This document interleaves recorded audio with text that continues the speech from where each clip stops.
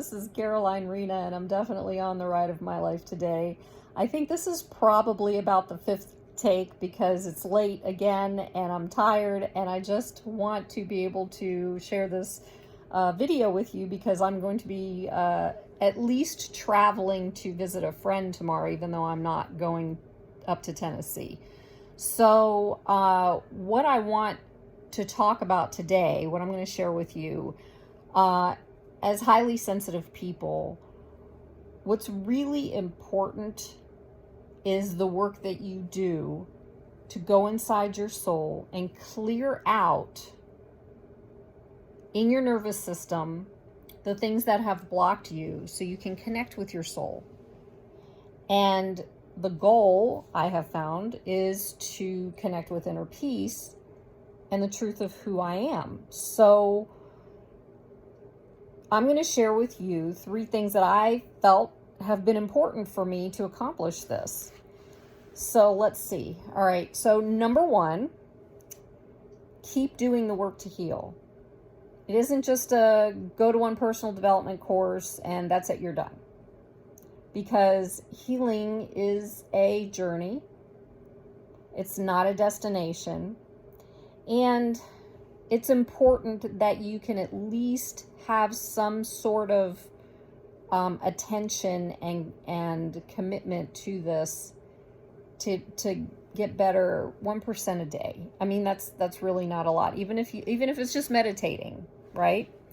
So I've just found this to be imperative for me, and because of not really understanding myself as highly sensitive, I didn't know what to do with it before. And now I've recognized that this over 30 years of, doing my healing work, and then this last 8 years of really starting to go in deeper, and then of course the last couple of years, has really, really helped me to connect with that trauma that taught me that I wasn't good enough.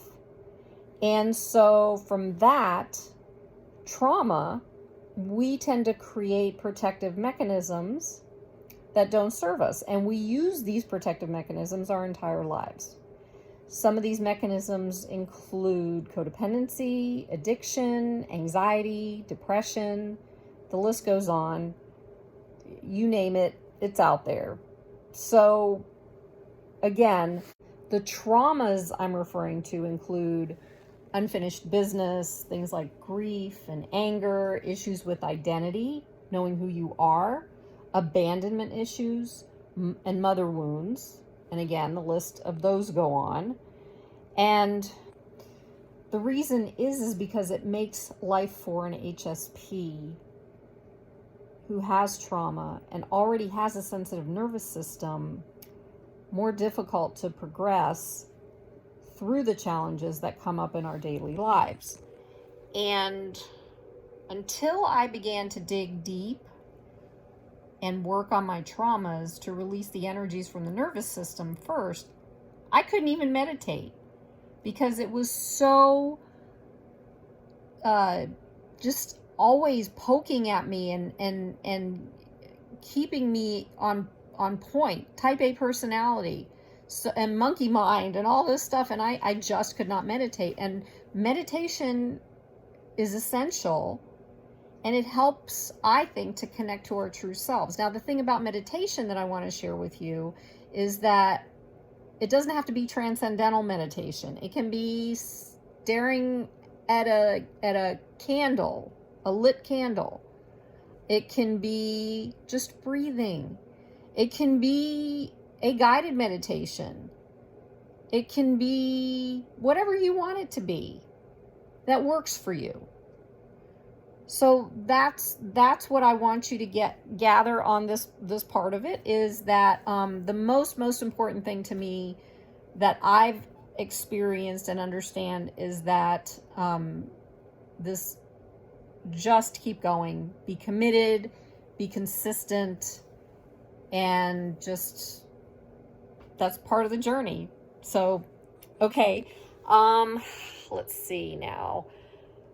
Number 2 is learning to find our true identity. Now, what does that mean?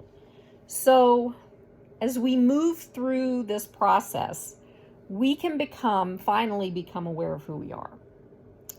What this means to me is interesting, that I know I am still Caroline Rena, but I feel different. And it might not make any sense to you right now, or it might, I don't know. It isn't from the person that's Caroline so much. It's from the energies that were stuck in my nervous system that caused me to feel like I was someone else entirely. Like I didn't even know who I was. I was told who I was. I went with it, and it never worked for me. So I just kept going throughout my life, digging myself a deeper hole, trying to figure out who I am, and never getting anywhere with it. But in this process of healing, it taught me that these energies that get stuck in our bodies from, the traumas, make us someone that we're not. And until we do this work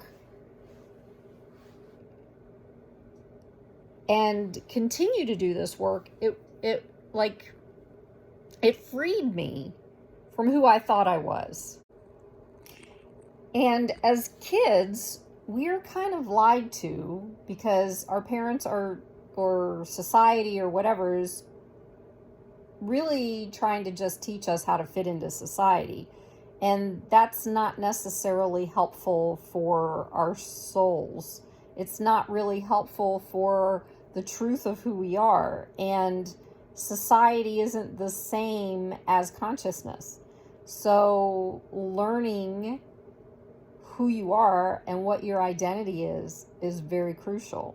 All right, here we go. Number 3, having command over our traits.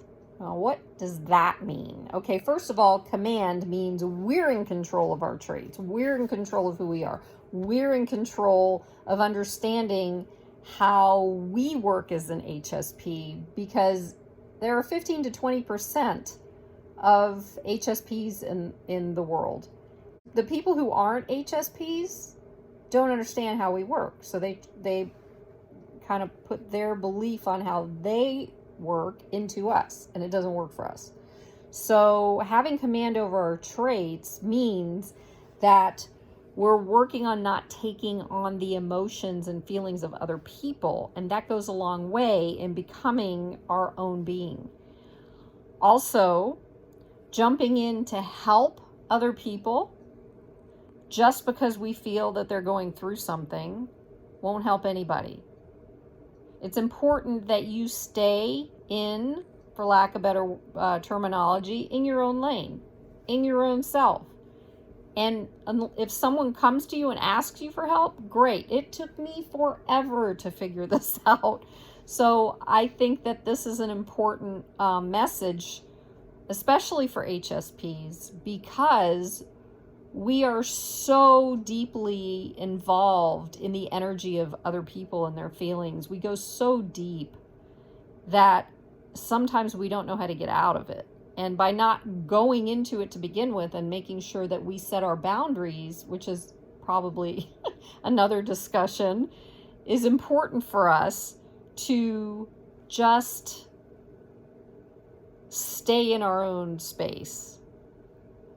So what happens with all of that is we tend to become bound to one another when we carry their feelings and their problems. And that's not why we're here. We are actually here to mirror people and to help them to see what is going on with them so they can heal themselves. And I promise you, it's a lot less heavy when you get to the point where you can do this. Keep doing the work to heal, learning to find our true identity, and having command over our traits. When you are persistent, consistent, and committed to yourself and your journey, to ourselves in our journey. We're all here, we're all in this together. Beautiful things begin to emerge. And what it's like is kind of like a butterfly spreading its wings after coming out of the chrysalis. And it's so incredible what this feels like. And I can't even begin to explain what that is, because really there's no words for it. You have to experience it. Be willing, be courageous, be free, make the choice, decide, and learn about the truth of who you are, especially as a highly sensitive person.